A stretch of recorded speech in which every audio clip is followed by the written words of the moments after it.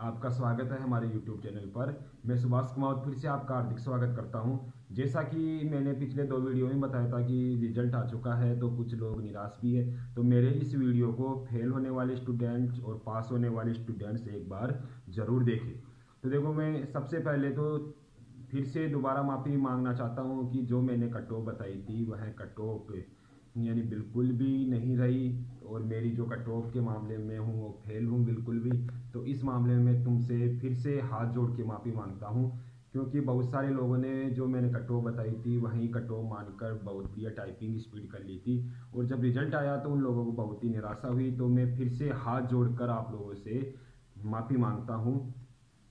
तो हो सके तो भाइयों मुझे माफ़ कर देना, क्योंकि कट ऑफ के मामले में मेरा जो प्रिडिक्शन था वह बिल्कुल 100% नहीं 200% फेल हुआ है, और मैं अपनी इस गलती को एक्सेप्ट करता हूँ। मैं मानता हूँ कि यह मेरे से बहुत बड़ी गलती हो गई।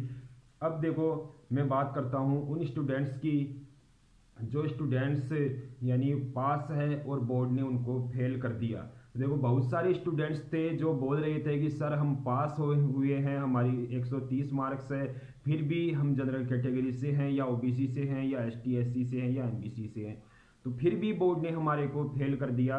तो देखो, 8 तारीख को भी लगभग 30 के समथिंग स्टूडेंट्स वहाँ पर बोर्ड में हमारे से मिले थे। उन लोगों ने उस दिन सचिव को ज्ञापन दिया था, और सचिव ने कल उन लोगों को वेरीफाई करवा दिया कि आप किस पेपर में फेल है या पास है। तो मैं उन लोगों से गुजारिश करता हूँ, विनती करता हूँ कि देखो, फेसबुक और व्हाट्सएप पर टाइम देने से कुछ नहीं होगा। आप लोग एक बार बोर्ड आए, और सचिव है जो मुकुट बिहारी जी है, मुकुट बिहारी जी जांगीड़ है, वह 3 से 4 बजे तक वह 3 से 4 बजे तक वहां पर अधीनस्थ बोर्ड में आपको वहीं पर मिलेंगे, और आप लोग वहां पर उनको उनके नाम से एक एप्लीकेशन दे, तो वह फिर आपको एक स्लिप देते हैं, और वह स्लिप लेकर आप 1-2 दिन बाद में जाओगे तो आपको वेरीफाई करवा देंगे कि आप पास है या फेल है। देखो, फेल होने पर सभी को दुख होता है, मेरे को भी पता है, मैंने भी बहुत सारी कंपटीशन एग्जाम दी है। तो देखो, हम लोग 5-7 महीने, कई बार तो 2 साल भी लग जाती है, कई बार 1 साल लग जाती है, और हम तैयारी करते हैं पूरी शिद्दत और जुनून के साथ, और जब ऐसा रिजल्ट आता है, इतनी कट ऑफ जाती है, तो सभी को बहुत ही निराशा होती है। देखो, कल कुछ स्टूडेंट ऐसे भी थे जो यानी बहुत ही कम मार्क्स यानी 0.3, लगभग 1.6, 0.7 यानी बहुत ही कम है, लगभग 1-2 क्वेश्चन की वजह से फेल हो गए। तो वो लोग बोल रहे थे कि सर ये क्वेश्चन डिलीट क्यों किए हैं। तो देखो, इसका आंसर देखो, जब बोर्ड से हमारे प्रतिनिधि मंडल ने पूछा कि सर ये डिलीट क्वेश्चन किए हैं तो इनका कोई उपाय, यानी इनको आप लोगों ने डिलीट क्यों किया है, तो देखो, बोर्ड के जो अध्यक्ष है उन्होंने हमारे को यही बताया कि जो ये कमेटी है, कमेटी ही पेपर बनाती है। कमेटी ने इन जो ऑब्जेक्शन आए थे उनका निस्तारण भी जो बोर्ड कमेटी ने, जो एक्सपर्ट की कमेटी थी, उन लोगों ने ही किया है। उन लोगों को कुछ गुंजाइश लगी होगी कि इस क्वेश्चन को डिलीट करना चाहिए या नहीं करना चाहिए, तो इन क्वेश्चनों के आंसर चेंज करवाने के लिए आप लोगों को कोर्ट से ही ऑर्डर लेकर आना होगा। यदि आप लोग कोर्ट से ऑर्डर लेकर आते हैं तो हमारे को कोई आपत्ति नहीं है उन क्वेश्चनों को वापस राइट करने में। तो ये बात आपके समझ में आ गई होगी कि जो डिलीट क्वेश्चन है वह कोर्ट से ही सही होंगे। यदि हम बोर्ड जाते हैं, चक्कर लगाते हैं, तो अपना टाइम वेस्ट करना है। तो देखो, मैं इस वीडियो के माध्यम से न तो यह बोल रहा हूं कि आप कोर्ट जाओ, नहीं ये बोल रहा कि आप लोग कोर्ट मत जाओ। यदि किसी व्यक्ति को ऐसा लगता है कि मेरे साथ अन्याय हुआ है, तो उस व्यक्ति को देखो प्रयास जरूर करना चाहिए, क्योंकि देखो, हम लोग तैयारी करते हैं, इतनी मेहनत करते हैं, फिर ऐसा रिजल्ट आता है या 1-2 क्वेश्चन की वजह से, जिनमें से डिलीट क्वेश्चन होते हैं, उनकी वजह से हम फेल हो जाते हैं। तो इससे ज़्यादा निराशा हर व्यक्ति को होती है, सबको इससे ज़्यादा निराशा जरूर होगी, क्योंकि यार इतनी मेहनत करने के बाद में 6 महीने तो हम लोगों ने रिजल्ट का वेट किया है, और लगभग ये मार्च अप्रैल से या पिछले साल से 2018 जनवरी से बहुत सारे स्टूडेंट्स इस वैकेंसी के लिए तैयारी के लिए लग गए थे। लगभग साल 1.5 साल लोगों के खराब हो गए, और कुछ व्यक्ति जो फेल हुए हैं, और कुछ व्यक्ति एक क्वेश्चन की वजह से फेल हुए हैं। तो देखो, फेल होने वाले को का जो दर्द है, जो दुख है, वह एक फेल स्टूडेंट ही समझ सकता है। एक पास होने वाला स्टूडेंट्स उनके दुख और दर्द को नहीं समझ सकता।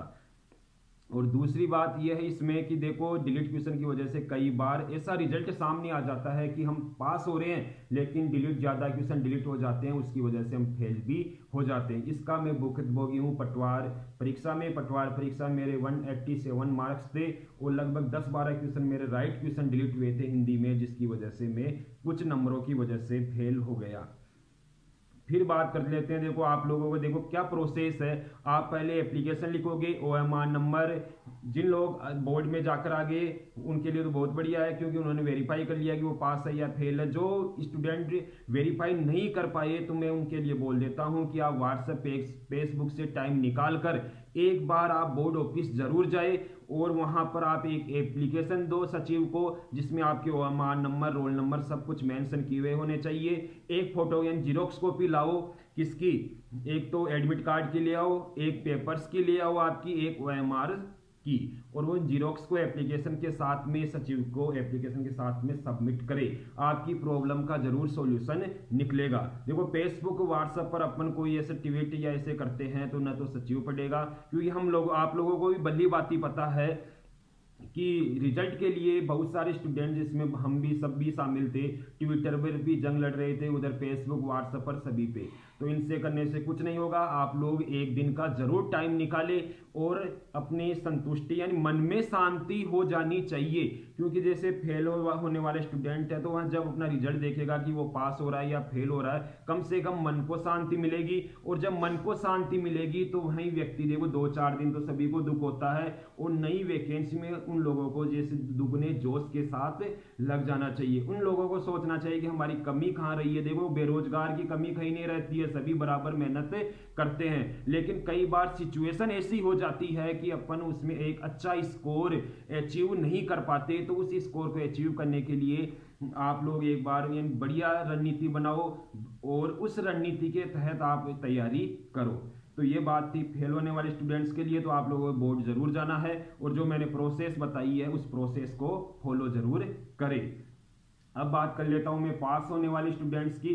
तो सबसे पहले मैं उनको बधाई देता हूं, उनको कॉन्ग्रेचुलेसन देता हूं कि आप लोग कम से कम 7.5 लाख स्टूडेंट में से वो स्टूडेंट हो जो 35,000 में सिलेक्ट हुए हैं। तो उनको निराश होने की जरूरत नहीं है कि कई लोगों के मन में अभी भी शंका चल रही है कि यार कट ऑफ क्या जाएगी, लास्ट कट ऑफ देखो इससे हाई जाएगी, 240 जाएगी या 250 जाएगी, कोई बोल रहे हैं 230 जाएगी, कोई बोलता है 210 जाएगी, कोई बोलता है 200 जाएगी। तो आप लोगों को भली बात ही पता है कि कोई भी वास्तविक कट ऑफ नहीं बता पाया प्री की। कई लोग बोलते हैं मैंने तो पहले ही बता दिया था, मैंने उस समय बता दिया था। तो इन जैसे और भी बात है, किसी की भी कट ऑफ पर आप यकीन नहीं करे, चाहे कोई यूट्यूबर हो, चाहे कोई कोचिंग सेंटर वाला हो, चाहे कोई और भी हो, समझ गए, चाहे मैं ही क्यों ना बताऊं एक वीडियो बना के। क्योंकि देखो हम लोगों का काम होता है और हम लोग लगभग 90% कट ऑफ में फेल ही होते हैं। तो ये शाश्वत सत्य है जिसको देखो स्वीकार करने से यानी आदमी को झिझक नहीं करनी चाहिए। गलती है तो उसको स्वीकार भी करना चाहिए। तो मैं बात करता हूं पास होने वाले स्टूडेंट्स के लिए। तो देखो कट ऑफ पर आप विचार करना छोड़ दो, लेकिन मन में ये सोचो कि हम 7.5 लाख में से लगभग आप 8.25 लाख या 8 लाख के समथिंग एग्जाम दिए थे। तो हम इतने लोगों में से 7.5 को मान लो आप 7.5 लोगों को पीछे छोड़ा है। तो ये एक आपकी एक पॉजिटिव बात है और इस पॉजिटिव को अपनी एक एनर्जी और शक्ति में रूपांतरित करके आप दुगने जोश नए उमंग के साथ लग जाओ। क्योंकि देखो अभी तो जो आपने जंग लड़ी है यानी आप पास हुए वो तो कुछ मैटर नहीं करता, क्योंकि प्री में तो बहुत सारे स्टूडेंट पास होते हैं, लेकिन असली सिकंदर असली किंग वही होगा जो 12,000 में अपना एक स्थान प्राप्त करेगा। तो ज्यादा खुश होने की जरूरत नहीं है। प्री में पास होकर बहुत सारे स्टूडेंट्स मेन में भी फेल यानी टाइपिंग में भी फेल हो जाते हैं। तो आपको किसी के नंबर देख के जैसे 160 170 नंबर देख के निराश होने की जरूरत नहीं है, क्योंकि देखो 170 वाला भी टाइपिंग में फेल होता है। तो और कॉन्फिडेंस नहीं हो कि हमारी 50 की स्पीड है 60 की स्पीड है, वो स्पीड आपकी सब दरी रह जाएगी। वही स्पीड होगी जो आप उस समय जब आपकी टाइपिंग एग्जाम होगी उस समय आपका हाथ अंगुलियां किस प्रकार से चलती है। ऐसे तो 100 की स्पीड लेकर आप गले में लेकर घूमो, जेब में लेकर घूमो, लेकिन स्पीड जब वहां पर स्पीड आनी चाहिए और वहां पर स्पीड लाने के लिए जैसे आप लोगों की 50-60 की स्पीड हो गई तो आप ग्रुपों में टाइपिंग करें, टाइपिंग सेंटर्स पे, यानी जहाँ पे 100-200 स्टूडेंटों के बीच में नहीं कर सको तो 20-30 स्टूडेंटों के बीच में अपन टाइपिंग करेंगे तो वहाँ के माहौल में आप एडजस्ट हो जाओगे और ज़्यादा से ज़्यादा स्कोर करने की कोशिश करें। और दूसरी बात यह है कि कई स्टूडेंट्स बोलते हैं, पूछते भी हैं कि सर आप कौन से टाइपिंग इंस्टीट्यूट से एफिशिएंसी कर रहे हो या क्या कर रहे हो, टाइपिंग करने जाते हो। तो मैं अभी किसी भी इंस्टीट्यूट में नहीं जा रहा, 1-2 बार गया था 1-2 इंस्टीट्यूट में, लेकिन वह मेरे जो रेजिडेंस है वहाँ से बहुत दूर पड़ते हैं, जिस कारण से मैं आने जाने में ही थक जाता हूँ। इसलिए मैं तो देखो अब टाइपिंग रूम पे ही करूंगा।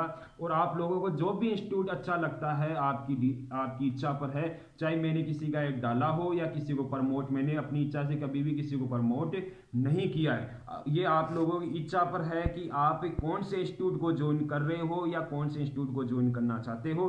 तो देखो पास होने वाले स्टूडेंट्स के लिए मैं लास्ट में यही बोलना चाहता हूँ कि जो फेल स्टूडेंट है उनका मजाक नहीं बनाए, क्योंकि आप लोग भी मेन में जाकर फेल हो सकते हो। उस समय उन लोगों का आप क्या जवाब दोगे, उनको भी देखो प्रेरित करें दूसरी वैकेंसी की तैयारी करने के लिए और दुगने जोश और उमंग के साथ टाइपिंग और एफिशिएंसी में लग जाए। जो अपडेट होती है हमारे, यानी जो बहुत सारे दोस्तों के यूट्यूब चैनल है, तो वह यूट्यूब चैनल के माध्यम से आपके लगभग हर दूसरे दिन आपको अपडेट दे रहे हैं। आप लोग ज़्यादा से ज़्यादा कॉल नहीं करें, इधर उधर कॉल करने से वही अपडेट निकल के आएगी। किसी के बोलने से टाइपिंग न तो अप्रैल में होगी न ही मई में होगी, टाइपिंग का भी कोई निर्धारण नहीं हुआ है।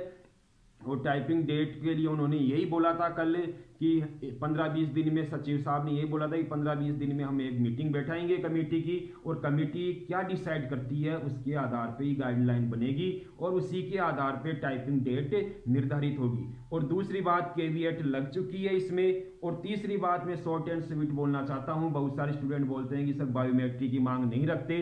बायोमेट्रिक अटेंडेंस की मांग रिजल्ट आया था ना, उसके दूसरे दिन ही हम लोगों ने वहां पे मांग रख दी थी और सचिव ने बोला है कि हम भी इसमें पारदर्शिता रखना चाहते हैं, इस कारण से अब की बार बायोमेट्रिक अटेंडेंस होगी। एक बार अपनी बायोमेट्रिक अटेंडेंस होगी टाइपिंग के समय, दूसरी बार जब अपन डॉक्यूमेंट वेरिफिकेशन के लिए जाते हैं उस समय भी होगी। तो धन्यवाद दोस्तों। लास्ट में फिर से मैं बोलना चाहता हूं अपने फेल होने वाले भाइयों के लिए कि ज़्यादा निराश नहीं हो, और जिनको लगता है कि मैं पास हूं, मेरे साथ अन्याय हुआ है, तो आप एक बार पहले जाके बोर्ड में जाके संपर्क करें। धन्यवाद।